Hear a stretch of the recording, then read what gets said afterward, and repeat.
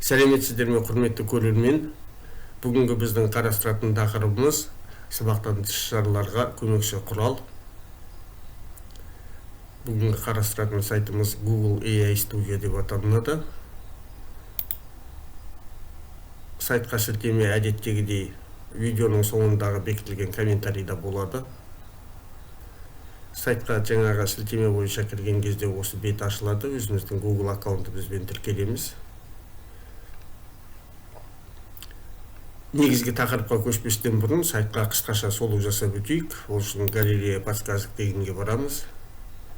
Мұнда әртүрлі мүмкіншіліктер көрсетілген. Оның ішінде сұрақтар мен жауаптар, видеоға қойылатын түрлі рецепттер, математика бойынша есептер шығару, геометрия есептерін шығару, модульдік тестілеу сияқты тағы да басқа көптеген жаңағы блог жүргізетіндерге блог авторы деген сурет негізінде элементтердің түрлерін жаза деген сияқты көптеген қызықты жаңағы өсімдіктерге күтім жасау. Осының бір-екеуімен қарастырып өтейік. Мысалы жаңағы рецептпен байланыстыны ашатын болсақ, мұнда өздеріңіз көріп отырғандай мына круассанның суреті көрсетілген. Соған мынандай түсініктеме берілген, не істеу керек екендігі барлығы жазылған. Біз енді өз файлымызды салып көрейік. Ол үшін мен сіздерге дайындап қойдым ақылөбенің суретін. Жібереміз.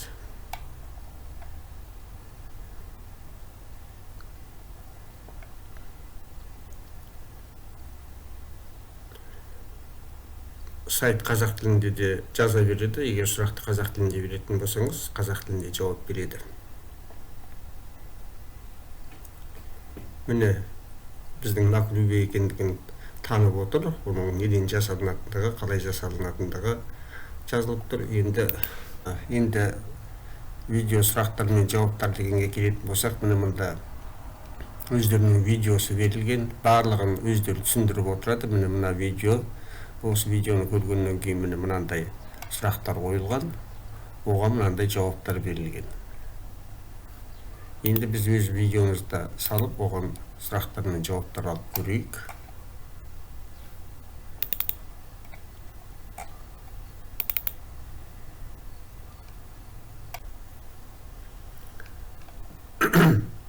Мысалы, видео вопросов и ответов дегенге кіретін болсақ,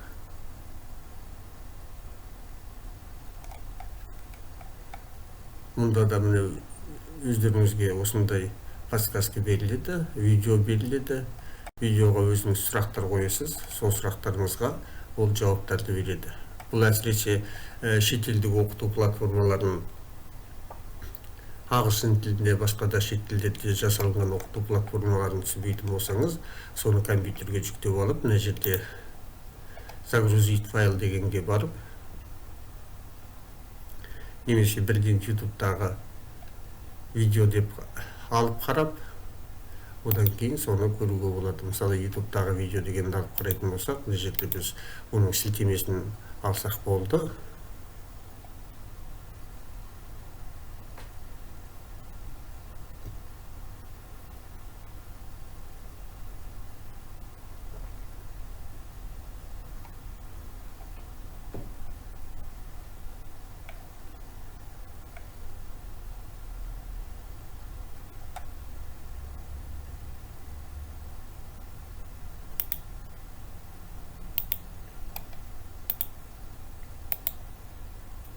Сілтемені қоямыз.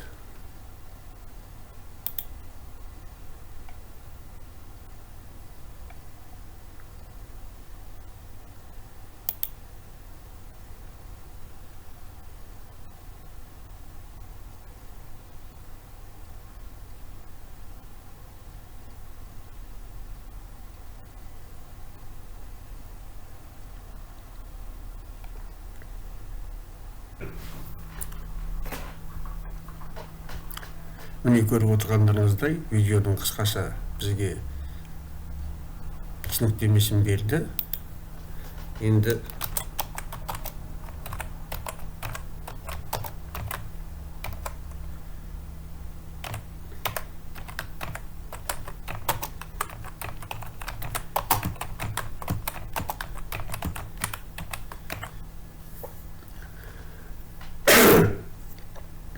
осы видеода қандай сайттар туралы айтылған деген сұрақ қоятын болсақ, міне 2 сайт туралы айтылады деп 2 сайт туралы жазған. Келесі модельді баптау деген бұл негізінен жаңа программисттерге арналған дүние. Бастапқы қосымшалар дегенде мынандай 3 бөліктен тұрады. Біреуі карталарға әкелінеді. Өзінің картасы көрсетілген. Мұнда өзіңіздің сұрақтарыңызды қойып, әсіресе география мұғалімдері үшін қызықты болуы мүмкін. Мысалы,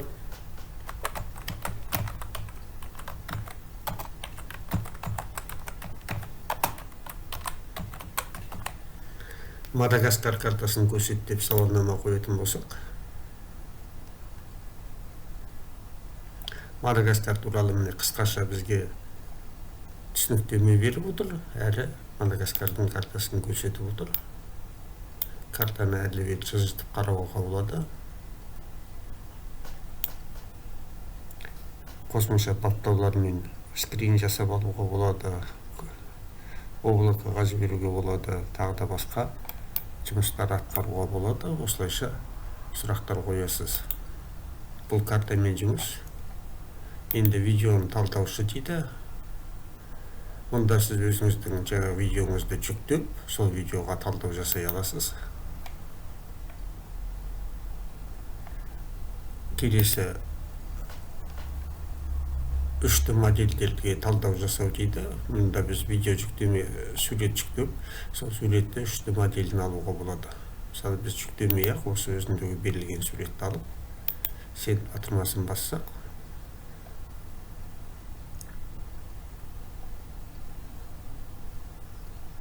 бізге бұның 2D объект екендігін көрсетіп отыр. Және де оны қалай жасаудың кодтары беріліп отыр. Осы код арқылы біз осыдан 2D модель жасай аламыз. Келесі Gemini'мен тікелей эфирде хабарлас деген 3 бөліктен тұрады. Мұнда өз экраныңды көрсет деген бөлік. Міне біздің экранымызды көрсетіп тұр. OBS студия ашылып тұрған, бізде жазып жүріп жатыр міне. Және де біздің жаңағы браузеріміз көрсетіліп тұр. Бүкіл экранды көрсет десеңіз, экранды көрсетіп тұр. Қалай екендігін, қандай вкладкалар ашылып тұр десек, мынандай көрсетіп тұр барлығын. Келесі веб-камераны пайдаланып, жаңағы нақтылы режимде кері байланыс орнатыңыз деген.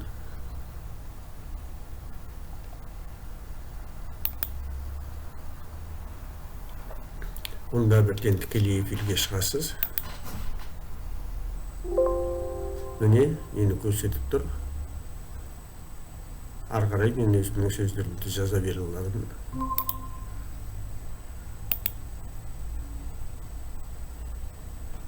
Сәлеметсіздер ме, құрметті көрермен, деген сияқты, мысалы, подключениеде сбой болды дейді. Интернет өте нашар істеп тұр, соған байланысты болу керек барлығы да.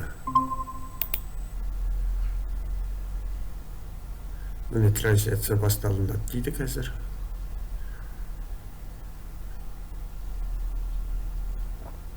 Енді өзіңіздің міне трансляция жүріп жатыр. Сөздерімізді айта беруімізге болады.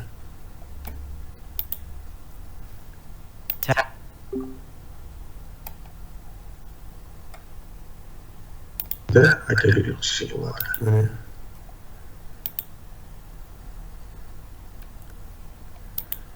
Келесіге көшейік.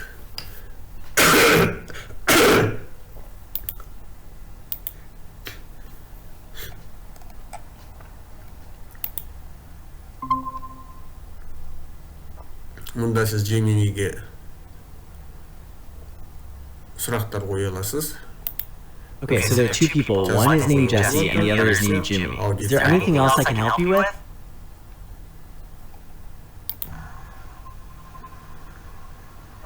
Мұнда сіз Gemini'ге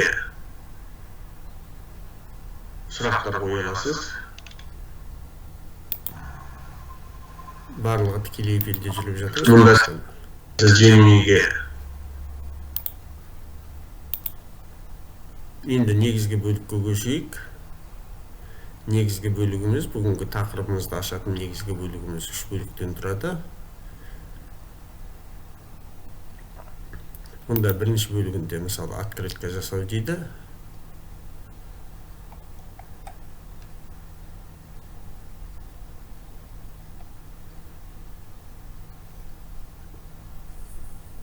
Мұны жерге өзіміздің текстіміз жазсақ, бізге осындай открытка жасап беретін болады. Келесі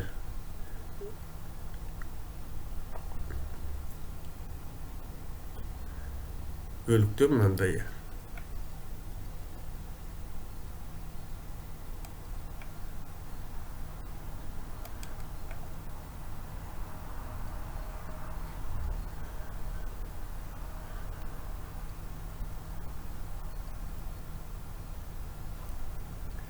көптеген суреттер жасауға болады.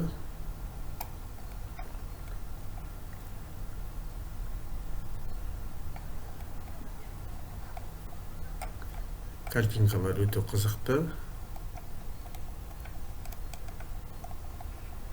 Осындай картинкаларды бізде өзіміздің сұрақ қоюымыз арқылы жасай аламыз. Мысалы,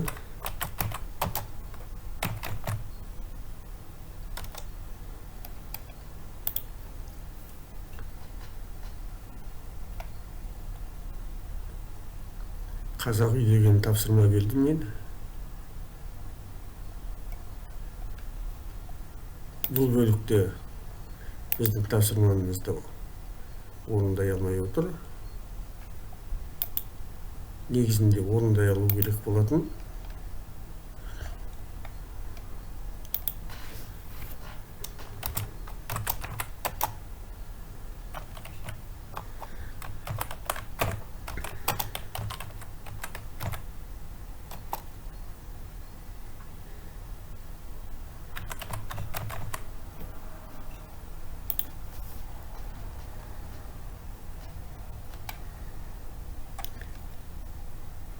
Міне көкпар, қазақ үйдің алдында көкпар жүріп жатыр десем, бізге қаншама көріністерді дайындап беріп отыр, өзі промпттарын жасап беріп отыр. 9 көрініс промптын бізге жасап берді. Міне осы промпттарды пайдаланып, біз жаңағы келесі бөлікте суреттер сала аламыз. Мысалы, қазір аламыз да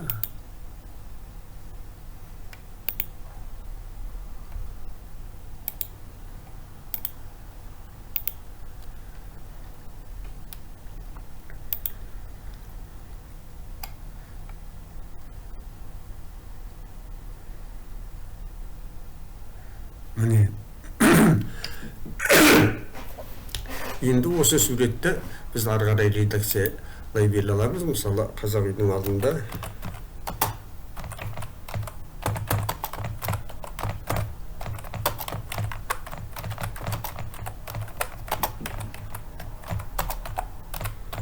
кимешек киген әйел тұр деп жазатын болсақ,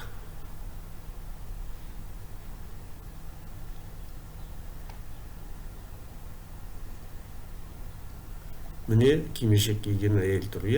Енді осы әйелдің камзолын, кимешегін көк емес,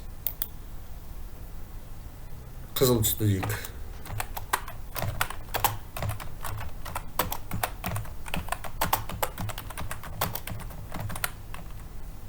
Кимешек қызыл түсте болу керек деп жазамыз.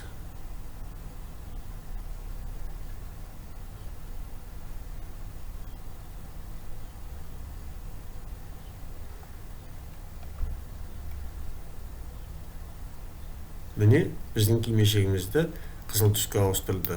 Енді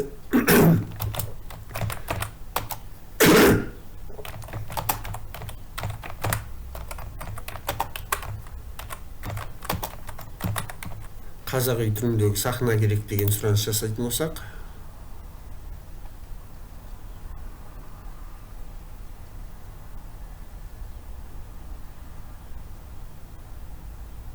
Міне бізге қазақ үйдің қасында сахнаны қойып отыр.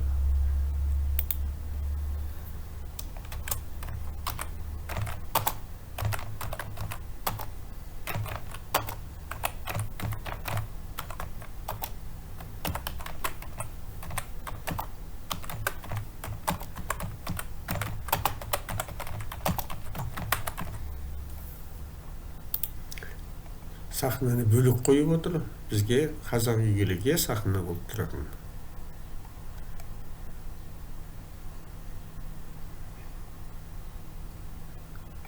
Бәрібір осындай сахнаны қосымша қасына қойып отыр.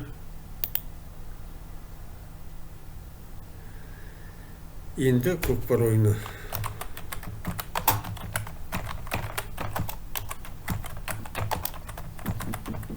Негізінде жаңағындай сахнаны жасап берген болатын маған, алдында сұраныс жасаған кезде, бүгін білмеймін неге істемей отырғанын.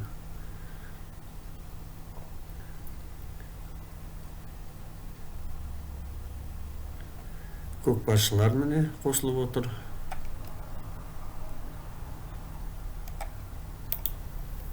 Енді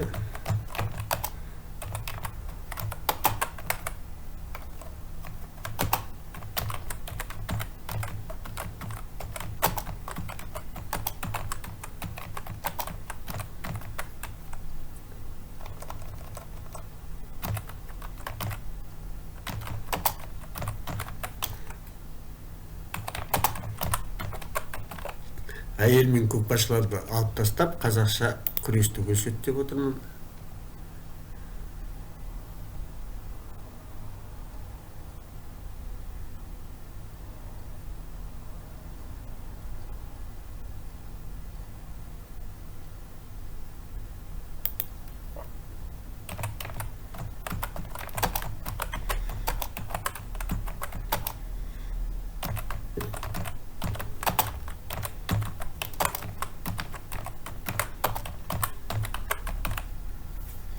Көкпаршыларды алып тастады, әйел орында қалып қойды.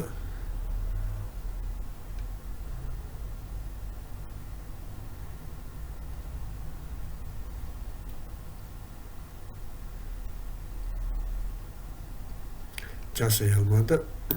Ендеше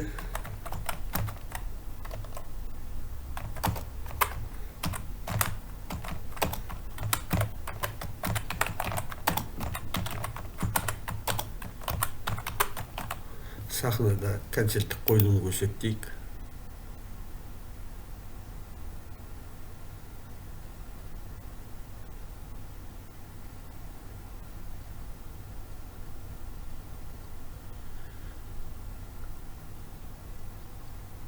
Міне концерттік қойылым болып жатыр. Енді қазақ үйдің артында тау көрсетейік.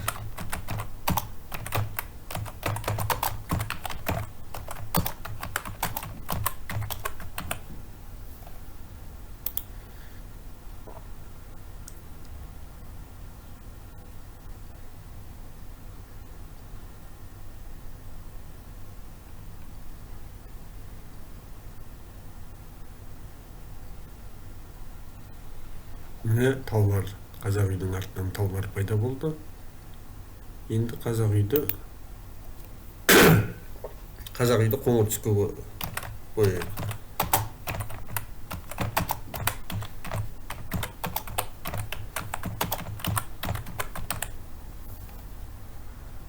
Бізге ешқандай фотошопта, канвада, капкатта керек емес. Міне осылайша промпт жазу арқылы қажетті суреттерімізді ала аламыз.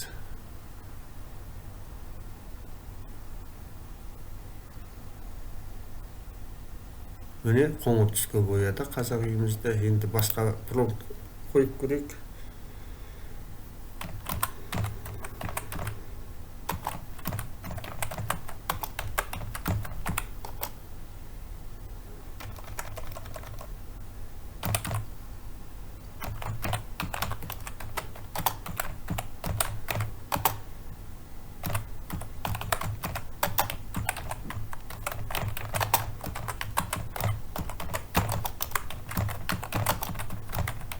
көрісу күніне құшақтасып жатқан ұлттық киімдегі адамдардың суреті керек деп жазып көрейік.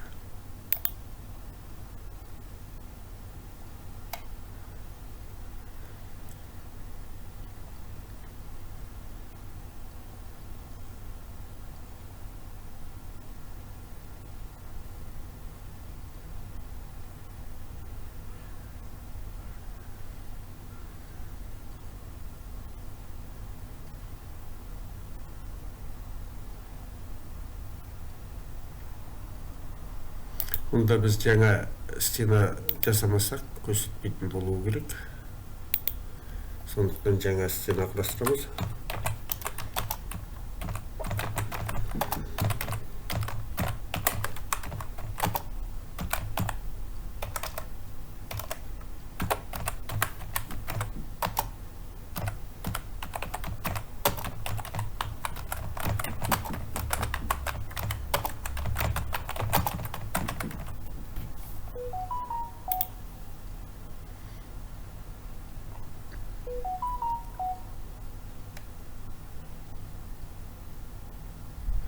Жасай албаймыз дейді, ендеше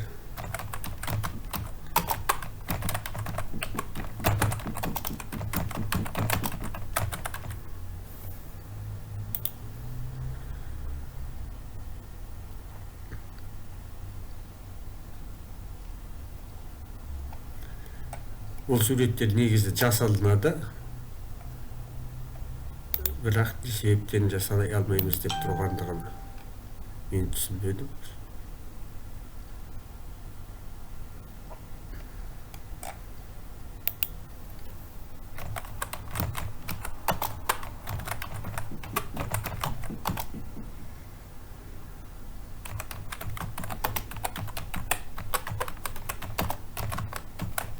Ендеше өзіне промпт жасатайық.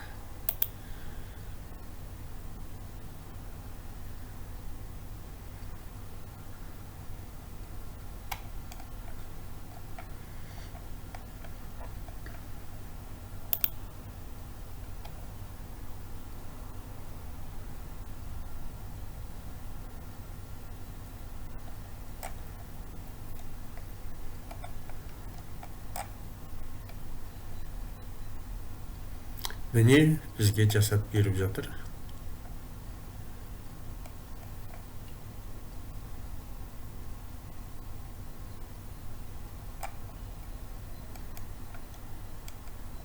Алтыбақан теуіп жатқан адамдар мен дастархан басындағы адамдар.